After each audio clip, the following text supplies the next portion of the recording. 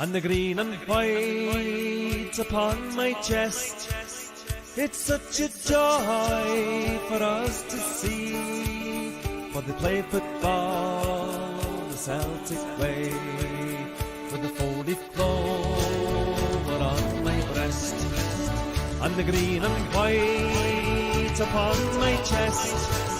It's such a joy for us to see, for they play football the Celtic way, for they play football.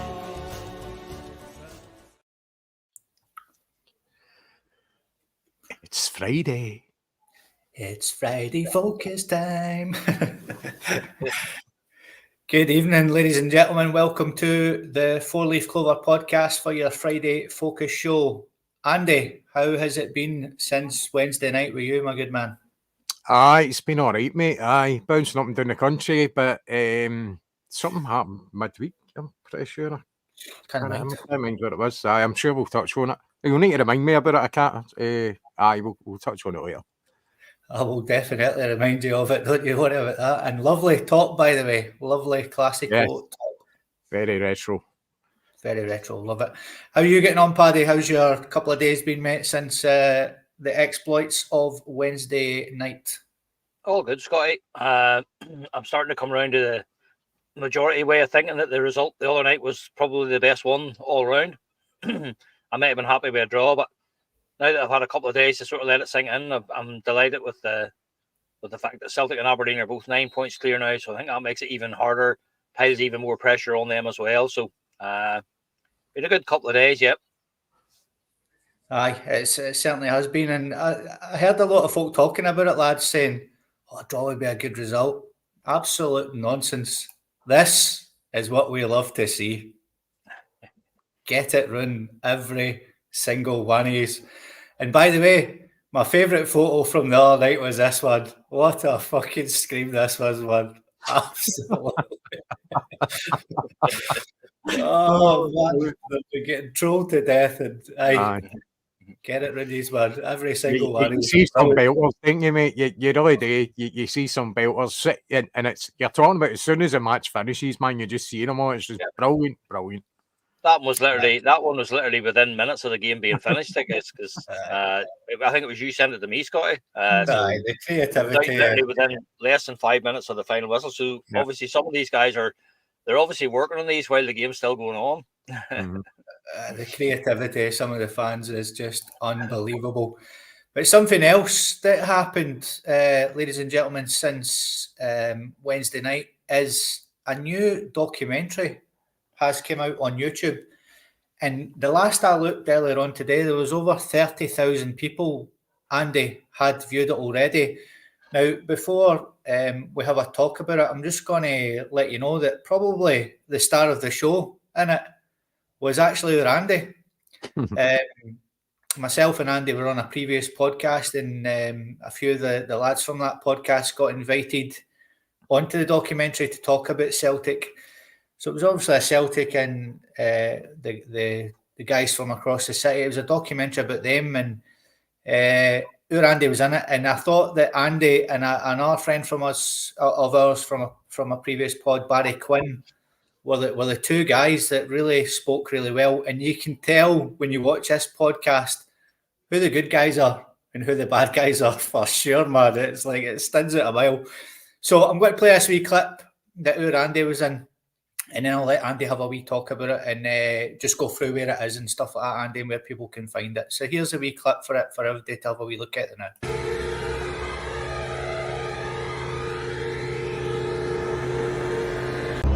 After spending so much time with Rangers fans, it was time to go visit their enemy, in the form of a rival Celtic supporting podcast. Are you guys friends with any Rangers fans? No, there's too many restrictions. Intellectual-wise, to be quite honest with you, the Glasgow derby has got that tinge of badness to it, that tinge of hatred. I've just been messaging with some Celtic fans to try to figure out where to go. One of the people we spoke to, Andy, said, "Be careful in the city, there's always trouble. No matter the result, there's always trouble, so just be aware." You can look at the Glasgow derby as a one-off game and they don't get it because This is our life. It's every day we live this. We're a working class city, you're up against it, it's the only really thing you've got to look forward to your whole week. It's an escapism for people that have got a hard life. It's Celtic is my religion. First of all, like I said, I texted you last night, Andy. I thought you were absolutely brilliant on it, and all the Celtic fans that spoke on it were brilliant. You know, they spoke really, really well, whereas the guys from across the city just made themselves look like complete muppets, mate. Simple as that, and you'll notice that when you see it, and that's not me with green tinted glasses on or anything like that. That is how the documentary 100% came across. That guy for Rangers TV was on it who doesn't even know anything about his own club. You know, we've seen that he went viral through the week with not getting one question right in his own actual team. The guy's an absolute muppet, man. So, Andy, just talk us through it, mate. Where can we find it, and what was the documentary all about, and how did you come to get involved in it as well, mate? Well, basically, where you'll find it is the Department of Information on YouTube. Bunch of young guys. The main one, Noah, is from New Zealand. And you've got the other young guys. I think there's maybe two from New Zealand, and then the rest are from England. Just young guys, but really nice. And it's basically about the Glasgow rivalry. They've got it for both sides of the city. And just when you're talking about the way it makes them look and the way it makes us look, that isn't clever editing. That's actual real. Now, it's no made up, because you don't need to edit it for them to look stupid. It just comes natural to them, and it just shows, and it's going to be out there for millions of people to see, which is fantastic. The toenail clippers. Oh, brilliant, man. Brilliant. So basically, in the previous podcast, they contacted us to say they were going to be doing a documentary and would we be interested in having a chat. So Paddy for that podcast is get Bar 67, and we use that as a venue to go to. And Baz Quinn, who you just mentioned, and Big Hoggy there as well, who also spoke very well. Big Hoggy spoke well, and there was a lot kind of cut out there. So I was quite fortunate that they used so much of my stuff. And to be honest with you, I was kind of dreading it coming out, because I thought, am I going to fucking make myself look stupid here?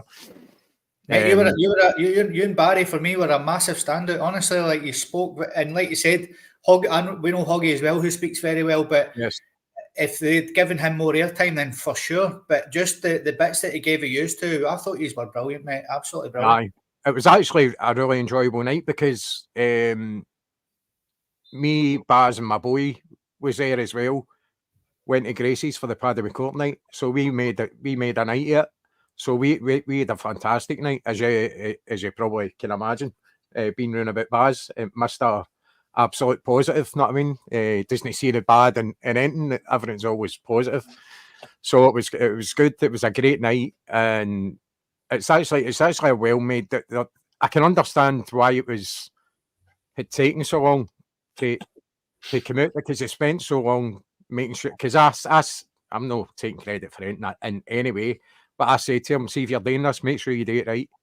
And if you do it right, it's going to be one of the biggest hits you've ever had on YouTube, just because of the interest. And it certainly get loads of traction anyway. So good luck to them. This was for the 3-3 game last year. So it was the night before it. It was the night before it. And then they were out the day after it. And in fact, the boy actually get robbed somewhere. Somebody stole his camera. I think it was the following day. But you'll catch them on YouTube. They've also got a Patreon bit as well. I think you'll see where he gets robbed. That's on the Patreon part of it. So if you have a look at the boys and give them a wee subscribe and give them a bit of support if you can, they're cracking young guys. So it was enjoyable, mate. It was good. I really enjoyed it. I just thought it was hilarious as well watching it. The game they covered was the day that they won the league 3 each with the massive draw at Ibrox. Hilarious, man. Absolutely hilarious. Just to see the reaction and stuff like that.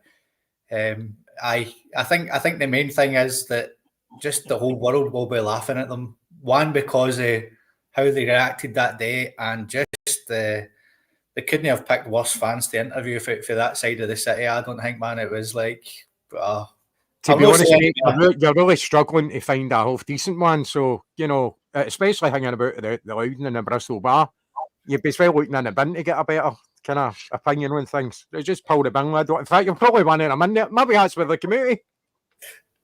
Another thing, I went through all the comments, Andy, and folks, you'll agree with this as well. One of the things that struck me on the comments was, why have they only got 2 bars and Celtic have got hundreds of bars? It's true. You know, it's like everybody goes we need more places to celebrate. They only need 2. And they probably fit them all into one, to be honest. That was a thing. And another belter of a comment I seen was, how can you call them your rivals when they don't even give you a challenge? Okay, absolutely brilliant, man. The comments, you've got to get in the comments. Please watch it. I can't remember how long it was on for, was it about an hour or something like that, Andy? Just shorty that. I think maybe, I'm not sure, about 40 odd minutes, maybe, something like that. It's one of the best and well-made documentaries on the Glasgow Derby I've ever seen. And I don't say that lightly. It's that good. The boys have done a brilliant job, so please go on YouTube and check it out. And Andy, well done yet again. Brilliant. So, ladies and gentlemen, we had a wee game. There wasn't just a game gone up on the northeast of Scotland on Wednesday night. We had one as well that we had to deal with. And Andy, Paddy, we had a post-match show after it on Wednesday night. But it wasn't as easy as maybe some folk thought it was going to be. It finished Celtic 2, Dundee 0. And I think the biggest thing about the game, we'll come to you, Paddy, since Andy's just had his wee 5-10 minutes here, mate. We'll come to you first, pal. 6 changes from the starting lineup. That gave us a wee bit of concern, and it certainly proved that way, didn't it, in that first half? It did, Scotty, and similar to Falkirk earlier on the season. But I think he did say after the match that some of the changes had been sort of forced on him. There was 1 or 2 guys carrying knocks and stuff. But do you know what? It was just, you know, the game wasn't as easy as it should have been because we made it hard for ourselves. We definitely made it hard for ourselves. Dundee, you know, didn't really, like, Falkirk came and had a go in the League Cup, but Dundee just were quite content to sit in there and just hoof the ball down the field and defend and try to keep the score down. But you know what? In the first half, we never got to the levels that we've got to, the pace of the game, the intensity of our play. We just never got to any of that. I suppose the 2 biggest disappointments were on the wing. For me, we had no real nothing produced from Palma on one side and Yang on the other. It just was a very, very frustrating first half, and literally within 5 minutes of the second half, you could see the uptick in the performance level. They'd obviously come out with a flea in their ear. They'd obviously been told, right, I'm giving you 10 minutes here to get your act together. So even before the changes, we were showing signs that we were moving up a level. And then when the changes came, that's exactly what it was. But as I say again, the Falkirk one, he made changes. He said he was trying to give guys a run. This time, I give him the benefit of the doubt because he said there were some of the changes were forced on him.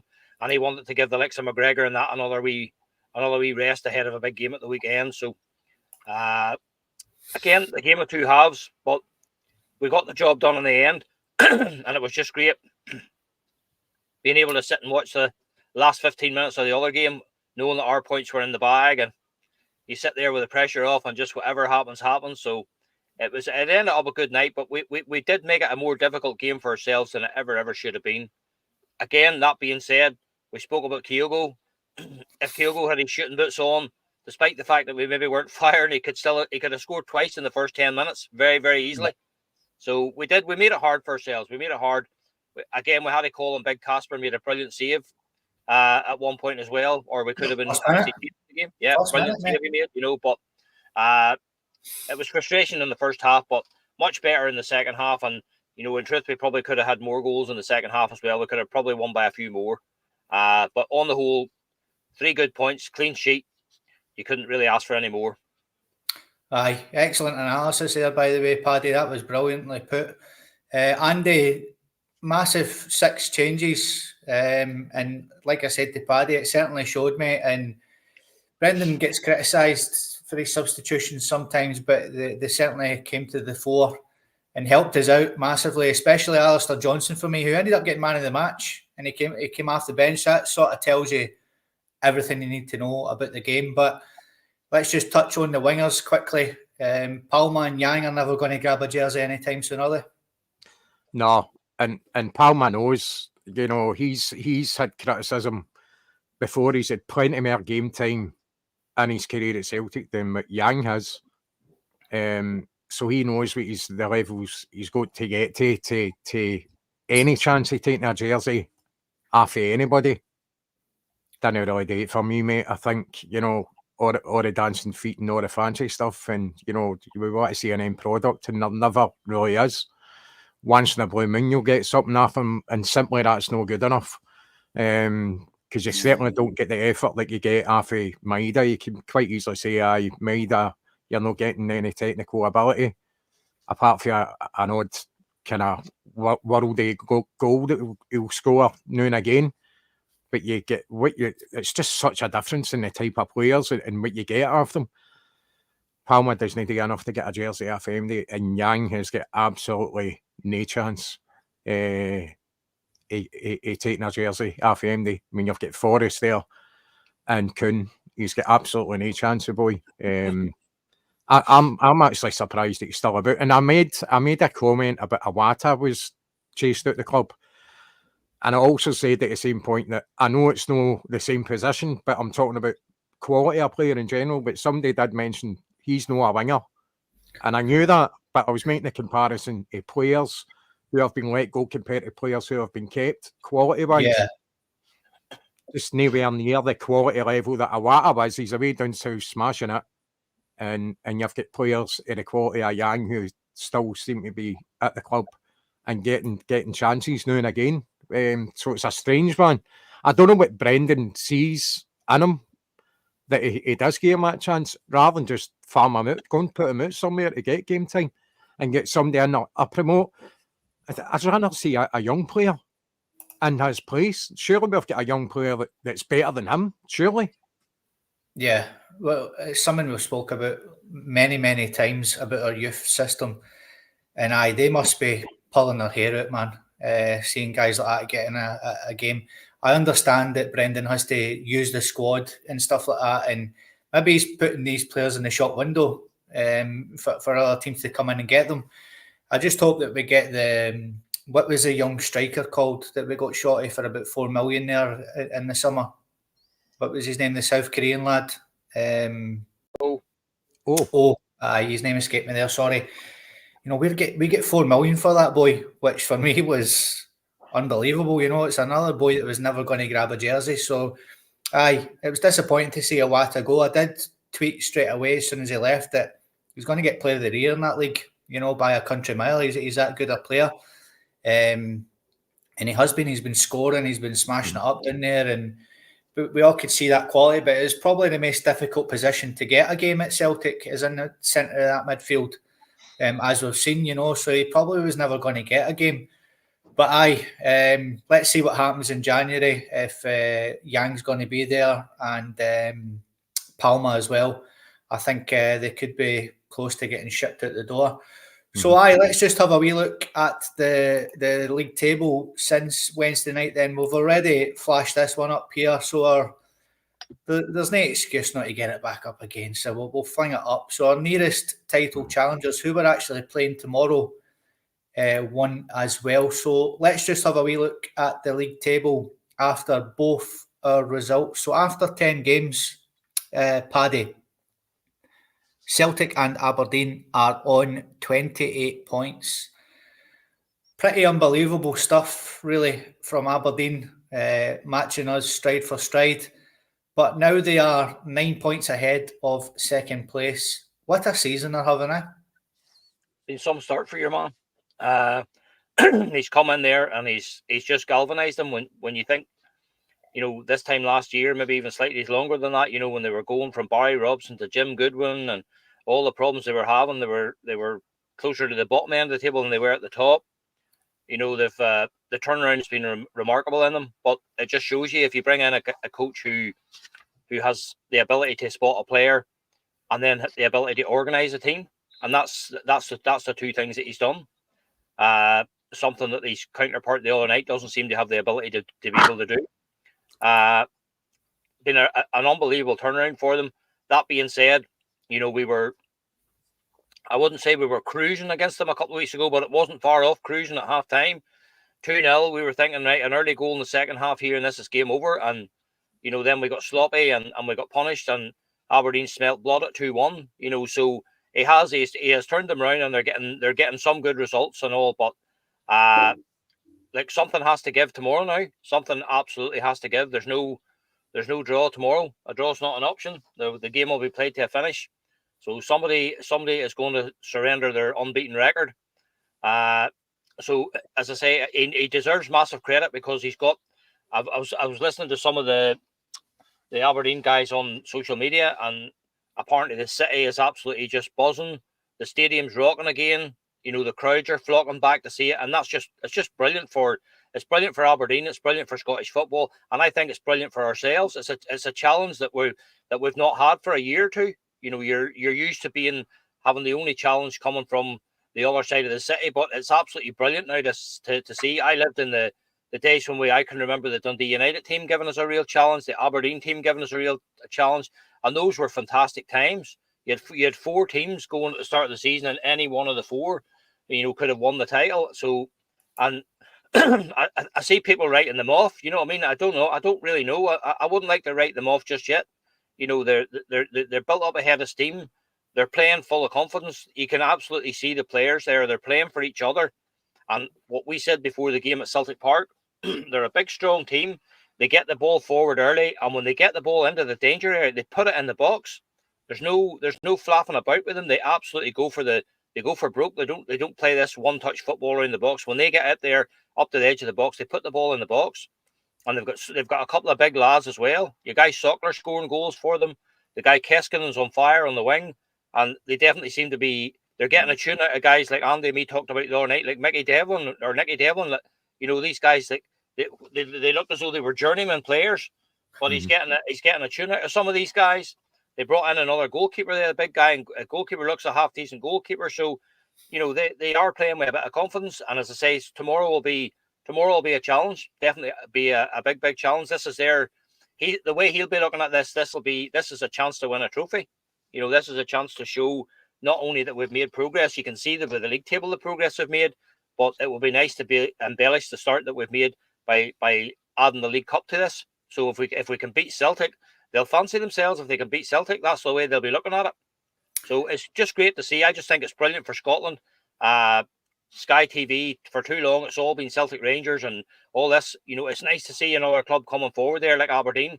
And as I say, it's great for their supporters as well. So they've had a brilliant start.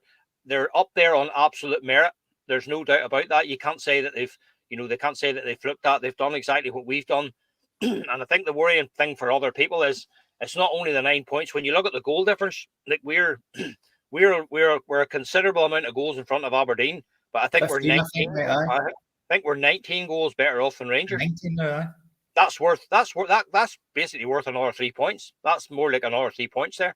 So you could be looking at being at least 10 or 12 points there with that goal difference. They're not going to pull that round in a couple of games.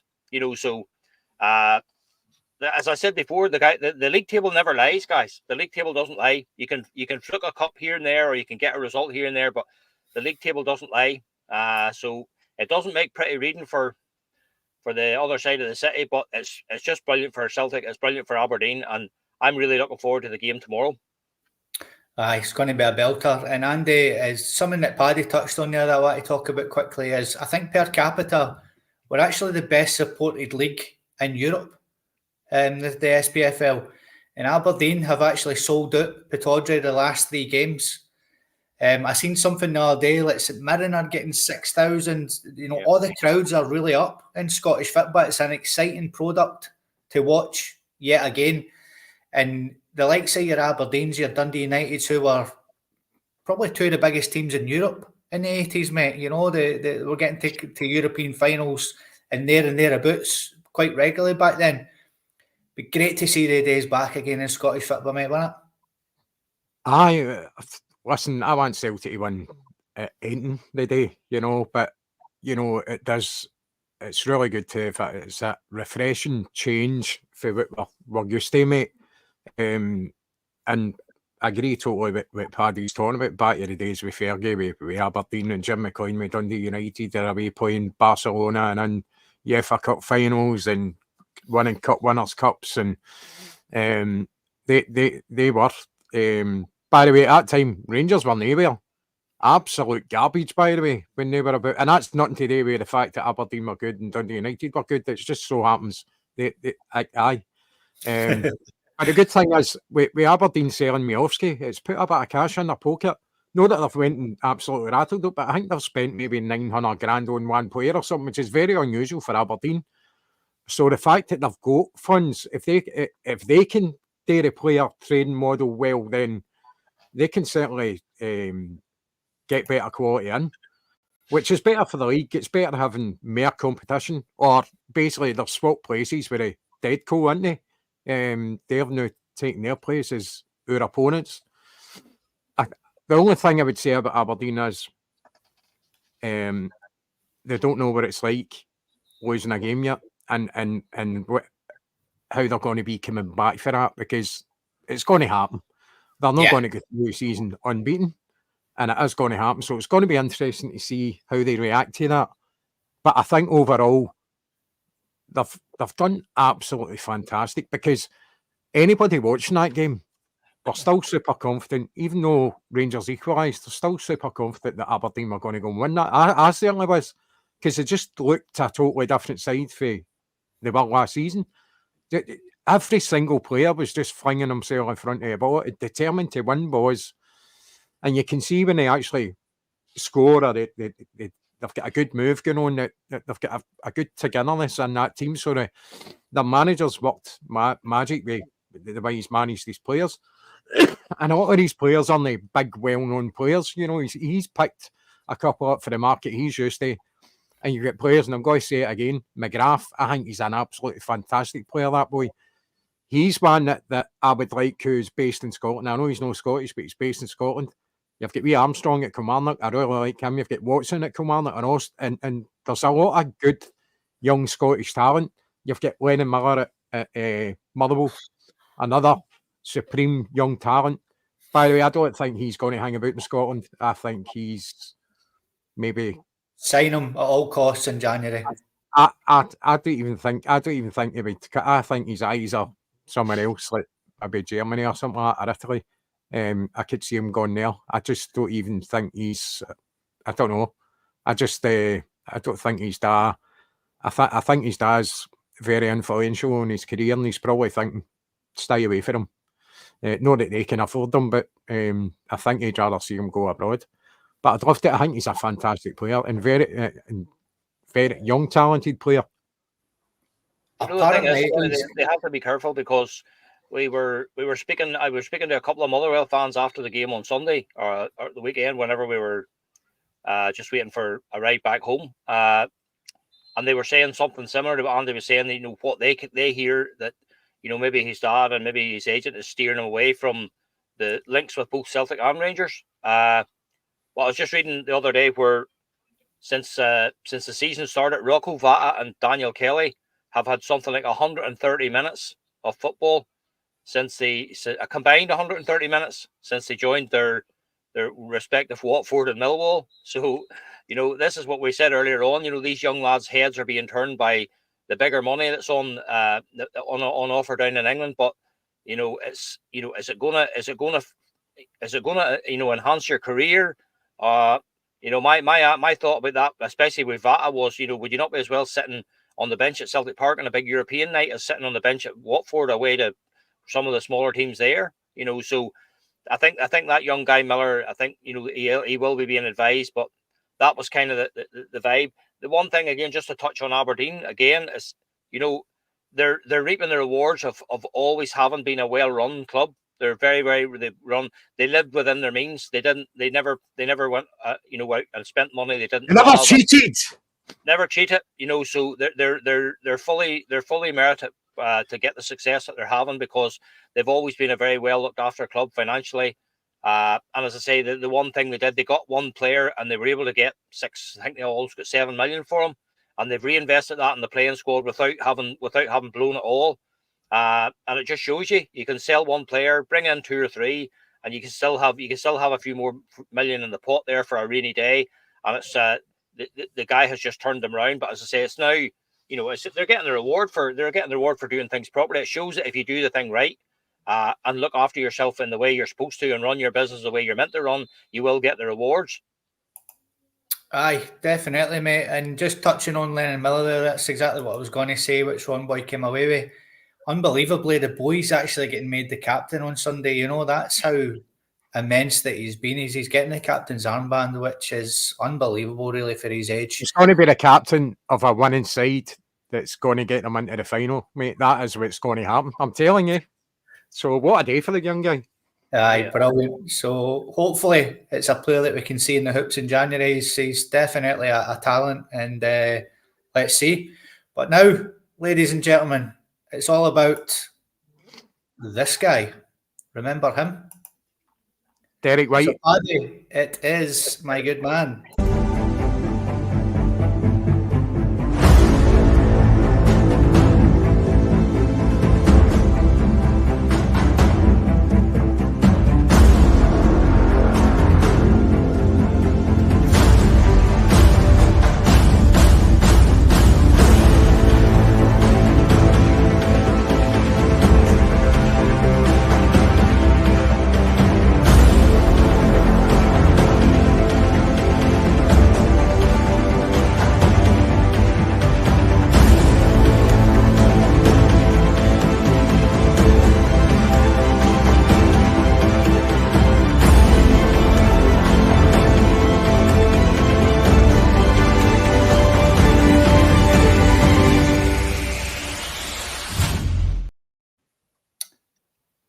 Here we go, folks. Are we all ready?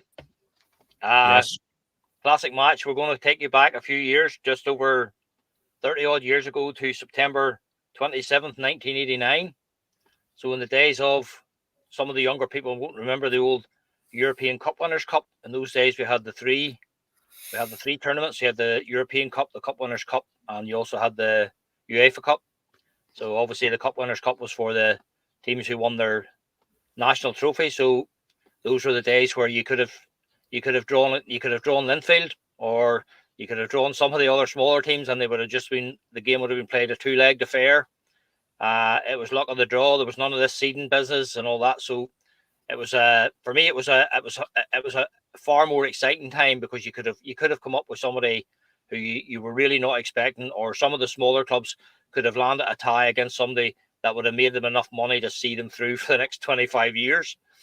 So we're going back to September the 27th, 1989. We drew a team called Partizan Belgrade from Serbia. They were managed by a guy called Ivan Golak. Ivan Golak went on to make his name as Dundee United manager. I remember the guy playing for Southampton years ago. That's show my age here. But he moved into the managerial game. He went to Dundee United 4 or 5 years later, and he actually won the Scottish Cup in his first season with Dundee United, beating Rangers 1-0 in the final.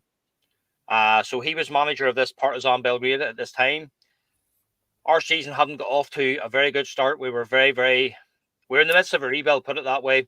We had made one major signing in Paul Elliott from Pisa, big defender. Everybody was delighted to see him coming in. He was a top quality centre half, but if as usual, go forward 35 years, he's a centre half who was injured when we signed him. So it took him a wee while to get up to match fitness and speed and stuff. So he actually only made his debut the previous Saturday in a 1-1 draw at Celtic Park against Motherwell. So the Partizan Belgrade game came around. We'd gone out to Belgrade for the first game. And in terms of European football in those days, not so much now because it's been scrapped, but the away goals rule, everybody will remember the away goals rule. The away goals rule could have killed you. In those days, a goal scored away from home counted as double in the event of a draw. So if you went out there, scored an away goal, you were in with a shout. So we actually put up a really decent performance in the first half out in Belgrade. We lost the game 2-1. But we scored a great goal. Mike Galloway was the Celtic midfielder at the time and scored a goal to make it 2-1. which give us the away goal. They managed to get a late goal, which saw the game finish 2-1. But 99% of the Celtic fans were delighted with the 2-1 defeat because we'd got the away goal. So we were thinking, bring these guys back to Celtic Park, the big partisan crowd. We'll do the business there. We only need to win 1-0 because we've got the away goal. Boy, did we not know what we were in for that night, thinking we would win 1-0. This game will go down in history as one of the craziest games of football, I think. It probably is the most crazy game of football I think I've ever seen in my life. I just don't think I never saw it before, and I don't think I've ever seen it since. Certainly not in European football, and certainly not in the days when it was a more defensive game because you were absolutely terrified of conceding the away goal. So we lost 2-1 away. So coming back, there was a degree of sort of confidence starting to spread through the team. We got into the game, big partisan crowd at Celtic Park, quite a travelling section as well. So we were hoping for a traditional Celtic start. Early goal, set the tone, what have you, all the rest of it. But in typical Celtic fashion, in those days, we conceded after 7 minutes. So we were a goal down in the home leg after 7 minutes. So that meant it was actually 3-1 on aggregate in those days. It was 3-1 to Partizan Belgrade. And again, even the first goal should have given everybody an idea of what sort of night we were going to have. I saw it described as just a game with lunatic defending, and that's exactly what it was. If you get a chance to go back and watch this game on YouTube, don't miss the chance to watch it. You'll see some of the defending, and you'll absolutely cringe. So we were a goal down after 7 minutes. We could have been 2-0 down if it hadn't been for Roy Aiken making a challenge to block the guy just before the guy scored. We could have actually been 2-0 down, but we were a goal down. That's how it started. We went a goal down. Joe Miller was actually on the wing, and a lot of people maybe don't realise this. Joe had actually asked for a transfer the week before. He'd actually told the club he wanted it away. So there was a load of this going on anyway. So the big crowd were up for it, but they kind of got silenced there with this guy scoring after 17 minutes. A guy called Vicic, he scored the goal to make it 3-1 on aggregate. So again, fair play to Celtic. They took the challenge, battled their way back. Could have scored a couple before, but they finally made the breakthrough on the 25th minute. And it was that man that Scotty described at the start, the Polish striker, Dariusz Jakanowski. We just called him Jackie. And the big guy was just at the beginning of his Celtic career, and we were desperate for him to do well. So here you go. There's a goal in Europe straight away. The crowd were just absolutely going berserk. That brought it back to 3-2. A brilliant play from Paul McStay. Again, he was instrumental in the build-up to the goal. But it was Jackie that got the goal to make it 1 each. 1 each on the night, and then 3-2 to Partizan on aggregate. So again, it could have been a tighter game. There could have been goals at either end. The defending was just absolutely scary to watch. But we got to the half time, and that was that's the way it was at half time. So coming out for the second half, I would say there wasn't a person alive that was expecting to see what we witnessed in the second half in one half of football. I certainly don't think it'll ever be seen again. So we were 3-2 down, but again, we needed to try and get the next goal. That's how people were looking at it. Celtic need to get the next goal and see where that takes us. So literally a minute and a half, 2 minutes into the second half, Jakanowski again, loose ball, and Jackie managed to get it into the net to make it 2-1 on the night and level the aggregate score at 3-3. So with the aggregate score at 3-3, Partizan Belgrade had an away goal and we had an away goal. So the tie was completely level. Level at scored at 3 each and level at 1 each on goals away from home. Let's just say, just started an absolutely crazy spell in the second half. Literally 5 minutes later, Partizan Belgrade go up the field again at kamikaze defending from Celtic. Absolutely kamikaze defending from Celtic.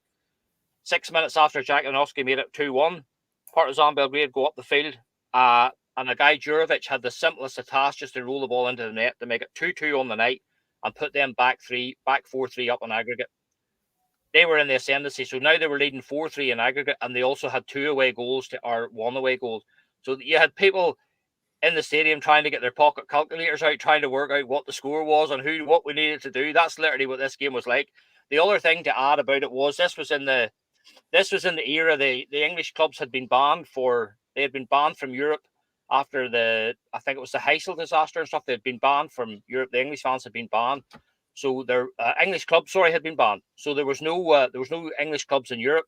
So as a result of that, the TV companies, the BBC and ITV, were turning to the Scottish clubs. So this game was actually extended highlights were shown on the BBC and stuff like that, where you probably wouldn't have seen it had the English clubs been involved. So what a game that was for the viewers, and even maybe for the neutrals as well. So we were sitting at 2-2. They were leading 4-3 in aggregate. The fans were just scratching their head, thinking, "What are we going to see here?" But anyway, back again. It seemed to be a goal every 5 minutes. That's what it just seemed to be like. So literally 56, 57 minutes again. Brilliant work from Roy Aiken again down the wing, ball into the box, and who's there again? None other than Jakanowski, big Polish striker, to make it 3-2 on the night, 4-4 on aggregate. So the big guy is having an absolute worldie up front, scoring goals, and he was actually denied by the goalkeeper as well. So again, it seemed to be 5-6 minutes later, you're actually praying for Celtic to just say, right, let's settle here, let's settle, keep a bit of possession, let's see if we can get ahead of steam up. But they just seem to keep going for it. And again, 61, 62 minutes, they get picked off on the break again, and it's a mistake actually from Roy Aiken, which allows the guy in to score again, and it's now Celtic 3, Partizan Belgrade 3 after about 62 minutes, 5-4 on aggregate to the side from Belgrade. So this is what I'm saying. There are people literally scratching their heads, having to ask other people, what is it? What's the score? What is the aggregate score here? That's the way the goals were going in. Less than 5 minutes later, Celtic on the attack again. Brilliant work down the wing. Jakanowski put the ball across, super ball across, and Andy Walker, a brilliant finish, just touched it past the goalkeeper. And that made it Celtic 4, Partizan Belgrade 3, with just over half an hour to play. The aggregate score was 5 each. So technically we're still behind because they have more away goals than we have. So again, just thinking this was the spell where Celtic sort of thought, right, we need to do something to try and safeguard this. But at the same time, they knew they needed to score. And sure enough, less than 5 minutes to go, up pops Jakanowski with another goal, his 4th goal of the night. The stadium was just going absolutely bonkers. The score's now 5-3 to Celtic on the night. And for the first time in ages, we're 6-5 ahead on aggregate. So we can't afford to do anything else. There's no away goals. There's only one winner on away goals now is going to be them. So we needed to hold what we had. But again, I asked you to go back and watch this till you see the tactics. If this was Brendan Rodgers nowadays, the ball would be kept out in the wing. They'd be down. They would be wasting time. They'd be trying to get throw-ins, corner stuff. Not a bit of it. Celtic are bombing up the field and bombing down each wing, and the fans are just literally tearing their hair out. So literally on the 89th minute, from a Celtic attack, it's actually wee Joe Miller has the ball in the corner flag, and instead of just keeping the ball or playing it off somebody, tries to do something smart. They lose the goal ball. They come breaking on us, and it's just an absolute shambles of a goal. The ball comes across. The guy gets on the end of it. Pat Bonner, I don't even know what he was doing. I don't think he knows himself what he was doing. Paul Elliott would have actually stopped the ball going into the net, but Bonner actually knocked it past him. Just an absolute farce of a goal. And that made the score. That was 5-4. 5-4 to Celtic on the night, and 6-all on aggregate. Unbelievable. 6-all. But with them having the 4 away goals, they were the whip hand. Well, it was just like the air going out of a balloon. The stadium just lost it completely. Everybody could see that. They knew that was the end of the night. Celtic weren't coming back again after that. So that's the way. Shortly after that, the whistle went, and it was 5-4 on the night to Celtic. So you're celebrating that they won the game, but they lost on away goals on an aggregate score of 6 goals all. And from a wee tip bit for ourselves, the guy that scored the winning goal is a guy called Skepovic. And we actually signed his son a good lot of years later. Stefan Skepovic signed for Celtic a few years later. Again, it was one of the first games that was actually all ticket. That's what all ticket games were starting to be. They were starting to become a feature of the thing. Now it's a regular occurrence. But the crowd that night and the demand to see this fixture, this was one of the games that was all ticket. So that guy Skepovic, I think he signed for Celtic in 2014 or 2015. It was his dad that actually scored the goal that knocked us out. So I will never ever forget the scenes of celebration from the Belgrade players at the end of the game. They were turning cartwheels in the pitch. The Celtic players were just standing around looking. They looked absolutely mystified as to just what had happened here. They couldn't believe it. To play at home, having had an away goal, and to score 5 goals on the night and still not go through. And as I say, all I can tell you is it was a night of kamikaze defending. Absolutely. If you just get a chance to put it on YouTube, you won't regret it. Big Jackanoffski's goals alone were worth the viewing money on its own. Fantastic performance from him, the big guy. And you could see him after the match. He's just sitting there going, I've scored 4 goals here in the European tie, and we're at home and we've still not won. So I think there were some Celtic players actually at the finish. I think there were some of the Celtic players at the finish. They didn't actually know. They didn't actually know what the final outcome was. It was so confusing because of the away goals rule. But it was just one of those. It was a classic match of all classic matches. I doubt you will ever see the like of that again in European football. Certainly not in the Champions League. Games don't get played like that anymore. And thankfully, the away goal has been taken out of the equation altogether, which is good. I think that's been an improvement for football. But honestly, you won't regret it if you get a chance to get onto YouTube. You'll see the edited highlights or whatever. Just watch the goals, watch the defending, and you'll get to a stage where you'll be thinking, I don't even know what the score is here. What is the score on the night? What does that make it on aggregate? People were asking each other in the crowd, what do we need to do here? Do we need another goal? Do we need 2? What is the story? Just an unbelievable game of football. And as I say, that guy Golak, he took plaudits for that result and for that performance. His team actually lost to Dinamo Bucharest in the quarterfinal. They went on to get to the quarterfinals of the competition that year, but were knocked out 4-1 on aggregate by Dinamo Bucharest. But an unbelievable game of football, one I'll never forget. And I was very fortunate enough to meet Big Jackie outside Hampden a couple of years ago. He was coming out of one of the semi-finals. So he's a lovely big fella, lovely big fella to chat to. And obviously everybody was talking to him about his 4 goals that night, and he just smiled whenever he mentioned it. But what a night for him! But just bittersweet night for him. 4 goals in a home game at Celtic Park in a European tie, and you end up getting knocked out. You know what I mean? It's just crazy. A crazy game and a crazy night. Aye, absolutely. Thank you so much for that, Paddy. I'm with Paul McFarlane and the rest of the people in the comments. We're loving these classic memories, mate. The last one you done as well was superb, so thank you very much, man. Big Jackie was probably my second hero in a Celtic jersey after Paul McStay. Apart from my local heroes who were Bobby Lennox and Roy Aitken, obviously, but we had. I remember my mum and dad one year. My dad's name, his name was Jake, but a lot of people called him Jackie, and they bought me it was a white jumper with Jackie Jackanoffski's face on it, and it said underneath it, "Our Jackie."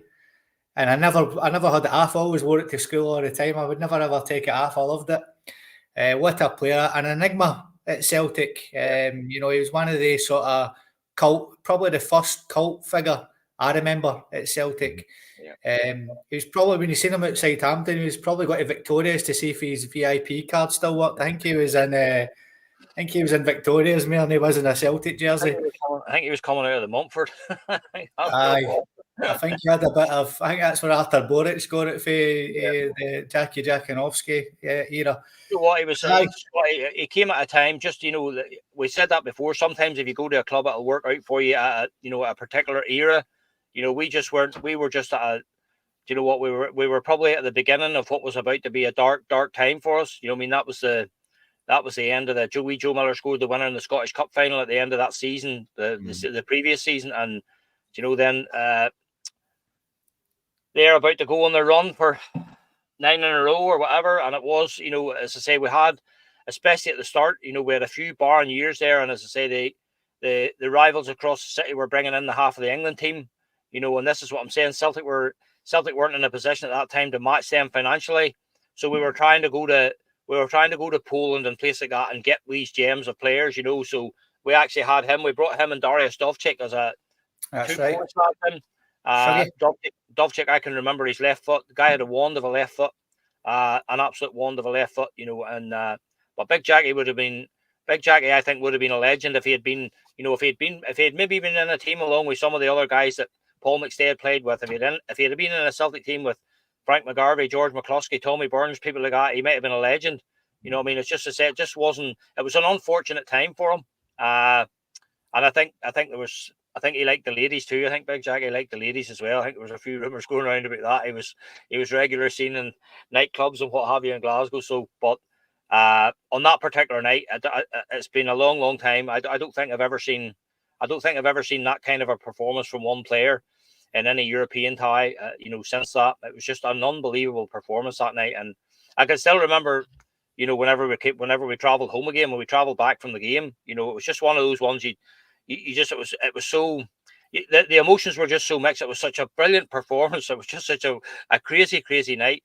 But at the end of the day, all you wanted to do was get through the tie, and we couldn't get through. It was just crazy, just a suicidal defending. But what about yourself, Andy? What are your memories of it? Well, just exactly what Scotty was talking about with Jackie being, you can't consider him being a legend at the club, but it's more a cult hero type thing.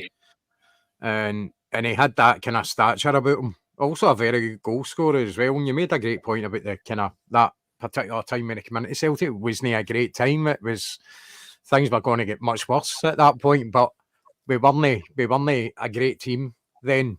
So he was kind of wasted when you think about it. Wasted talent. What's that? Aye, I know. Aye, spot on that comment. But that game, and I agree, it's one of the ones you're sitting confused because you don't know where you stand. Are you out? Are you in? Like, what do we need to do? It was total confusion. And obviously the away goals don't come into it anymore, but it just shows you how imperative that was. Yeah. And so important in the days. But there was that many goals scored. No wonder people were saying to themselves, I don't even know where we stand here. Like don't know what we need to do to get through or whatever. But it's just one of the mad, crazy games.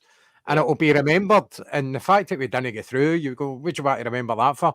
Just because the amount of goals that were scored and the whole kind of situation of what you're in, the confusion. And I think that's why it's for a defeat and for being put out, it's still fondly remembered for the atmosphere that night as well. And obviously Jackie getting the 4 goals. And so, it's one of the ones that kind of sticks in the memory. I was only 13 at the time.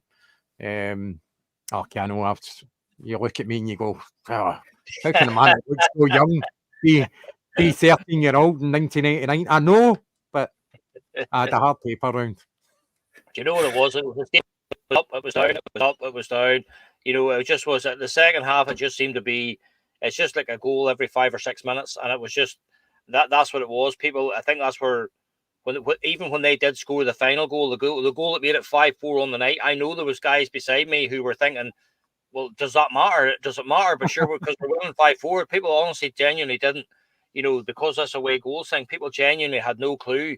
And then you had to take a bit of time. And then it was obviously those were the days where people were still been listening to the tranny in their ear at the football. So they were taking their direction from the radio commentators and stuff like that. So a lot of people were saying, no, he's saying we're out, so it was a crazy, crazy night. And as I say, it's just, I'm glad to see that it goes down in history as one of those games because for me, I never saw the like of it beforehand, and I certainly haven't seen anything like that since. It was an amazing, amazing night. It'll never be forgotten. But those 4 goals and the noise, again, you've seen it recently there in some of the other games now. Celtic Park can do that on a big European night. The noise whenever we finally got ahead was 5-3 on the night. That the stadium was just absolutely rocking. You could feel the place, underneath your feet. You could feel it vibrating. The noise was just unreal. That was just the realization, right? With 5 minutes to go, we've finally done it. We've managed to get. We've lost bad goals, but we're in the driving seat now. We just need to see this over the line, but. And just typical Celtic fashion at that stage, I think I said that to you earlier on, guys. I think that season we actually finished 5th. I think we ended up finishing 5th in the league. I think our biggest crowd at Celtic Park that season was something like 28,000. So we weren't in a good spot, and things were about to get a lot worse, although we didn't realise it at the time. Aye, bad days. So thank you very much for that again, Paddy. That was fantastic, mate. Absolutely fantastic, and you were getting a lot of love in the comments there as we got them up on the screen. Please check that game out on YouTube. As Paddy said, you'll see a masterclass up front from our Jackie Jakanowski, and you'll see how not to defend at the back from Anton Rogan especially. and Packy Bonner didn't have the best of nights as well.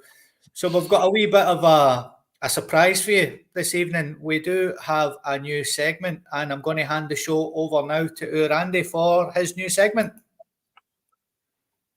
Who's that player? Sorry, mate. I actually meant to do a wee intro vid and I forgot about it. So the overlay and my stupid voice will need to do. Basically, this is, I seen it done on another podcast. See the one with Gordon Duncan that on it. They done a version of this and I thought that's brilliant. So stole their idea and I don't care. I don't care that I've stole it. So you can say what you want. Grass me in. I don't care. Go and phone them up. Phone the hotline up or the Super Scoreboard. Tell them Andy stole your segment, by the way, because I don't care. So this is basically players' career paths. So the clubs that they've been throughout their career, and you've got to figure out who the player is. So I'm going to put up overlays. I've got 4 players. So each player, you'll see the club emblem, each team, but I'll also tell you who the teams are in case you're not clued up enough to realise what the badges are. So here is player. How do you want to do this? Just write them down and show me, or Aye. You want to just shout it out once you know? Write them down, mate. Write them down, do that. Right. Aye. Here is player. Hold on a minute. I've got it. Player number 1. Player number 1. First team, Celtic. Then went to Sunderland. Then went to Preston on loan. Then went to Preston on a permanent transfer. Then went to Burnley. Then moved to Sheffield Wednesday. Then Fleetwood Town. And then St Mirren.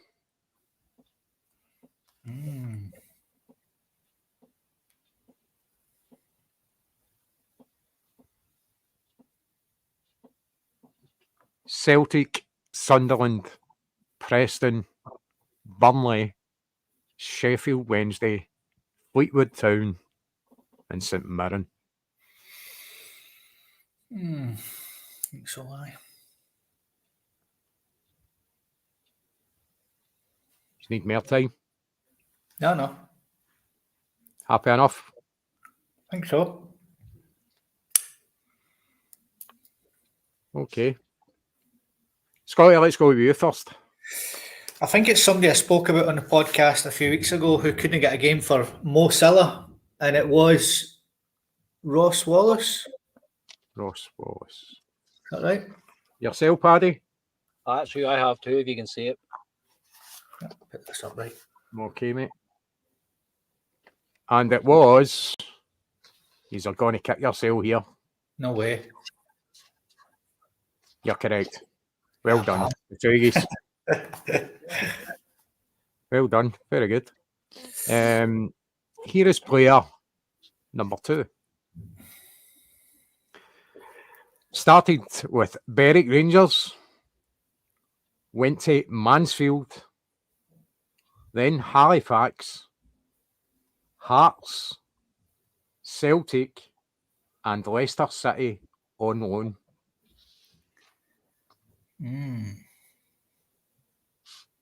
And obviously finished at Leicester City on loan. So make it that what you will.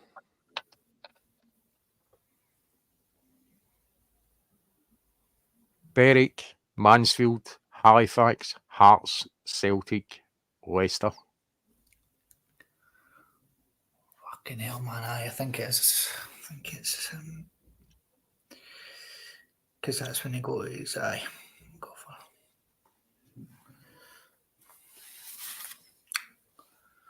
He's okay with that? Yeah, I think so.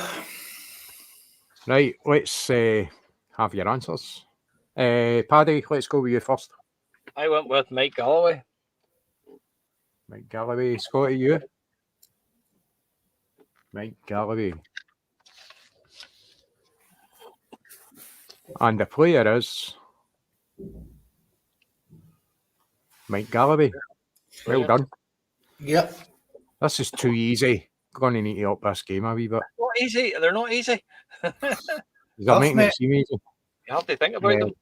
Aye. Here is player number 3.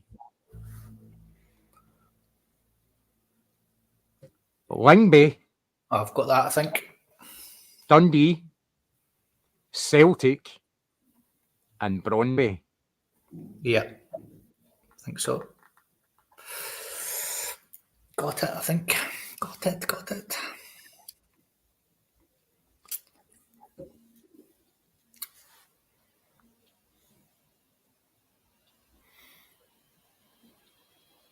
Happy enough, Paddy? He's delighted. Let's go, I think I've got it. No clue, Andy. No clue whatsoever. Okay. That stopped me. So you've not got MD for that, Paddy? Everybody. Scotty, who have you got? I went for Morten Vikhorst. Martin Vikhorst. Is it him, though? Is it him? I don't know. Drum roll. Correct. Oh! Well done, Scotty boy. Well done. Absolutely smashing us at the park, you know. Okay, Paddy, you might have a bit of better luck with this one. Excuse me. Player number 4. Celtic, Aston Villa, back to Celtic, Wigan, Chicago Fire, and Hull City.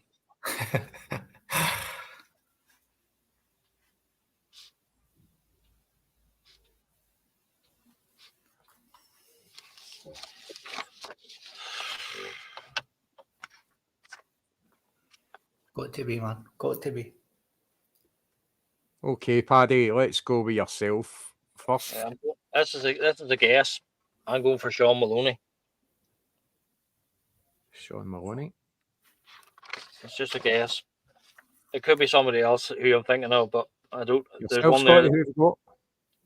The best player ever to come out of Malaysia, Sean Maloney. Sean Maloney. And that player number 4 is Sean Maloney. There you are. Well done. 4-3, Scotty. Aye. Well That was done, almost a high scoring game as a Partizan Belgrade game. That's it, yeah. Aye, you swept the board there, Scotty. Well done, mate. Yeah. Well done. Oh, thank you very No, much. you did. Aye. He did, aye. 4-4. Aye, he did. Aye, sorry. I was taking one away from you there. Sorry. I didn't get big weak horse. Aye. But it was a draw technically because Paddy had 3 away goals. All right, aye. Well, even Stevens then. Well done. Thank you very much. That was who's that player? I have to get a wee video done for that, mate. You're going to have to get a wee jingle. Get your own wee jingle going. Thank you very much, Andy. That was absolutely outstanding, my good man. So, last thing that we have for you this evening, ladies and gentlemen, is we have a big game tomorrow. We have a very big game, Andy. I don't want to say anything. I just go. Looking forward to it, mate. I think it's going to be very difficult. I think we'll win, obviously, but I think last season they gave us a good game and they weren't quite as good as what they are this season. So, you know, notoriously cup games can go either way. You know, certainly if you're knowing your game. But I think we need to concentrate on what we're doing. I think a lot of talk has been about Aberdeen, and quite rightly so. They deserve praise because they have really improved so much this season. Aye, absolutely, Paul. They have improved so much this season. But we're a good team, Scotty. We're the best team in this country by a country mile. And I know Aberdeen's doing really well, but we are a far better team than them. So we turn up and do our stuff. I'm not worried about that game tomorrow. I'm looking forward to it because I think it will be exciting. And there could possibly be a few goals in it. I'm actually going to the game tomorrow. I got a ticket off of our specky pal, Baz Quinn. So thank you very much, Baz. I'll see you down the back of that lane tomorrow and sort you out. So don't worry about that. Are we horny? A wee horny. That will be a wee honey. That's why he wears specs, to make it look bigger. Aye, I don't wear specs, so. Oh, brilliant. Paddy, Paddy, it's got to be some game in it. I watched Brendan Rodgers' press conference earlier, and he said, barring Odin home, we have got a full squad to pick from tomorrow, which is incredible, really. So Adam Ida, Callum McGregor, and Kuhn will make the squad. So it's looking very good for our boys tomorrow. Sure is, and it's great to see everybody back fit and fighting healthy again. Brilliant for Brendan to have at last have a few options at his disposal. But again, we've had a few guys like Big Trusty's put himself in their contention there the way he's been playing. It's good to see Carter Vickers getting 70 minutes the other night. I think the only one, I think Wee McCowan's cup tied, isn't he? I think he's cup tied from that game. I think Wee McCowan's cup tied. Yeah. So listen, it's all set up for a classic semi-final. Two teams, as Brendan said himself, they're both arriving at this on top of their form, absolutely buzzing with the way they're playing. You know, I still maintain the big pitch at Hampden will suit us probably better than it will suit Aberdeen. You know, and again, if we go back to 2 weeks ago, you know, like I say, we battered them in the first half. You know, we kept the ball, we gave them a bit of a lesson in passing. We scored 2 goals, probably should have had more. You know, the game should have been at least 3 up at half time. Then they get the goal back, gives them a bit of heart. We get a bit sloppy, and all of a sudden it's 2 each. So that game just literally turned on a real sloppy spell at the start of the second half. But if we can play anywhere close to the way we played in the first 30, 35 minutes of the game at Celtic Park, as Andy says, I honestly don't think we'll have much trouble. We're on our day. There's not a team can live with us the way we play. If we can get to the levels of the speed, the intensity that we play the game at, the press, there's very few teams can live with that. And as I say, I think Aberdeen will find tomorrow. They'll find the big wide open spaces at Hampden. It's not just going to be as easy as it would be on a smaller pitch. Hampden can do that to you. So, you know, I'm really looking forward to going. I'm travelling over myself tomorrow. Me and the wee man are heading tomorrow too. So really looking forward to it. First trophy of the season up for grabs. As I say, you know, we always say that you're the only team that can win the treble. If you get the League Cup in the trophy room, you're the only team that can do the treble. So that's always the motivation at this stage of the season. Plus, you get a nice wee final to look forward to before Christmas or whatever. Really, really looking forward to it. As I say, it could be an old-fashioned cup tie. Aberdeen don't have to worry so much about keeping the back door closed or losing points or whatever. It's a cup tie, so they can come and have a go. But just great for Brendan to have. You can see what he's been doing with the squad rotation. He's been giving Callum that extra couple of games, and he's been giving Carter Vickers that extra bit of time just to shake off the wee niggles that they've had. Nicholas Kuhn, I said that before when Motherwell last Sunday. I saw him at the final whistle. I saw him sort of, you know, he had sort of something going on. We thought it was his hamstring, but it turns out it's his hip. He had a wee nip in his hip, but there you are. They just leave him out for Dundee, give him an extra few days to get ready. So he has everybody to choose from. So I would say looking forward to what will be a massive game, another massive game. And when you see the draw for the semi-finals, it's the one game that it's probably the one game that the neutrals certainly want it. The TV company certainly wanted it. You know, that's any other fixture would have been poor in comparison because the two form teams in the country flying high. Jimmy Taylor has, as I said to you, the one thing that I've been impressed with him is the way he's taken the pressure off his players. He's talking the whole thing down. He's playing everything down. It's only early in the season. It's only one game. It's this. He's taking his massive pressure off his players, and I think that's shown in their performances. So it'll be interesting to see what way it pans out. But I'm certainly, same as you, Andy, I'm looking forward to it. Aye, it should be a cracker, and we're certainly in the ascendancy at Celtic Park a couple of weeks ago, and I think that's a good thing as well, is that we had that wee game against them just to see what they're all about, and we could see that Jimmy Tellin changed his tactics up, and he has got a bit about him, and when things have only gone well, he made the 2 substitutions at half time, you know, so the guy is definitely no mug, and it shows the Celtic team as well that if we take our foot off the gas, then they'll come back into it. You know, they're no mugs this team whatsoever. So it's definitely going to be a tough game. So let's get both of your starting 11s for tomorrow. And then after that, we'll come back to you and get your prediction. So Andy, what starting 11 is Brendan Rodgers going to start with tomorrow? Casper, AJ, CCV, Scales, Taylor.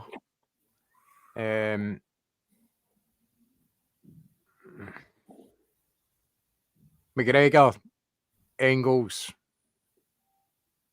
Hatate, Maida, Kyogo, Kuhn. Oh, very good, very good. And Paddy, are you dropping Trusty as well for Scales? What's your starting 11, mate?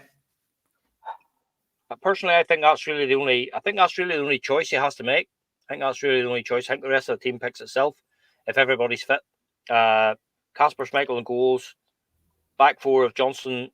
I've written down CCV and Scales and Greg Taylor, but he's going to have to. He's the one that'll have to make that decision between Scales, Trusty, and Carter Vickers. I suppose he will look at how Big Cameron feels after the other night, if there's been any reaction over the last couple of days or whatever. But it's good that we have that. And then the midfield for three for me again. Callum coming back in alongside Hatate and Engels, and then Kuhn down one side, Maida down the rest, and Kyogo through the middle. That'll be my team. So for me, the only decision to be made there is who is you have to pair 2 out of 3 of Vickers, Scales, or Trusty. So, and again, that could be. We're not privy to that information. He could be looking at it. Could be down to fitness. I don't know. Big Vickers seemed to be okay when he came off the other night, but they'd be probably looking at how he did that. He may start the game with somebody and bring him on, or he might give him an hour and take him off, whatever. But that's for me. That's the only real decision he has to make. Aye, it's brilliant that he's got this problem tomorrow, Andy. And I'm with you, mate. I've got your team except for I'd put Bernardo in for Hatate. Yeah. I would start Bernardo. I don't think Bernardo deserves to be dropped, to be honest with you. I think he was superb, and I was quite shocked that Brendan actually took him off the other day before Engels, who wasn't having a good game for me until he obviously slotted away the penalty. But I would start with Bernardo, but barring that, I think Scales does come back in for Trusty. I think Scales is his main man at the back there before Trusty. So we've seen Brendan sticking with him, so I see Scales getting a start. But barring that, Taylor keeps his place.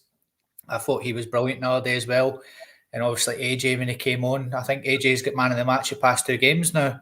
He's been brilliant, and don't be surprised if he doesn't get in the score sheet again tomorrow. He's been banging them in, absolutely banging them in recently. So get your score predictions in on the comments, and we'll go around the panel just now. Andy, what is the score going to be tomorrow?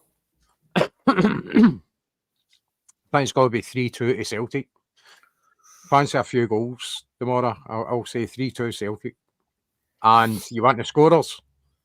Aye. I think Kyogo will get 2 and Kuhn will get 1. Aye, Kyogo, he's didn't have his shooting boots on the other day, but Paddy, we've seen on these big games, he certainly does turn up for sure, and hopefully can get in the score sheet. What's your score prediction for tomorrow, mate, and who's your goal scorers? Aye, just the last thing I wanted to say, Scott, about it was the one thing that Brendan will have to do when it comes to the team selection is he will have to bear in mind that it could be 120 minutes, might not just be 90 minutes. So this is what I'm saying about the likes of McGregor, who's missed a couple of games, Vickers, who's missed a few games, so that may come into his thinking as well. If it was just a 90 minutes game, he might think, right, we need to do this. But again, he may be looking at, this game could go right to the extra time and penalty. So that could be 120 minutes. So if anybody is still maybe not just 100%, that might influence whether he starts the game or whatever. So that may come into his thinking as well. For me, as I say, if we can get anywhere close to the levels that we got at Celtic Park a couple of weeks ago, I can see us winning comfortably. So I can see us conceding as well, the way Aberdeen play. So I'm going to go for 3-1. I'm going to go for a Celtic victory by 3-1. And I'm going to go for goals from Kyogo, Nicholas Kuhn, and I'm going to get 1 from my man Engels. So 3-2 and 3-1 from Andy and Paddy. There's been a few comments in there. I'm going for the same result as Craig Young. I think we'll win 4-1 tomorrow. I think we'll put a massive marker down, show Aberdeen who's boss in this country, and tomorrow we give them a good going over. I think that's the message that Brendan will be giving the players. Go out there and show them who's the best team in the country. I think we will concede, as Andy said. But I think it's going to be an absolute cracking game, and it sets us up perfectly for the final against Motherwell. So cannot wait for it. It's going to be a belter of a game. I will be joining you for the post-match show if it ends in regulation time.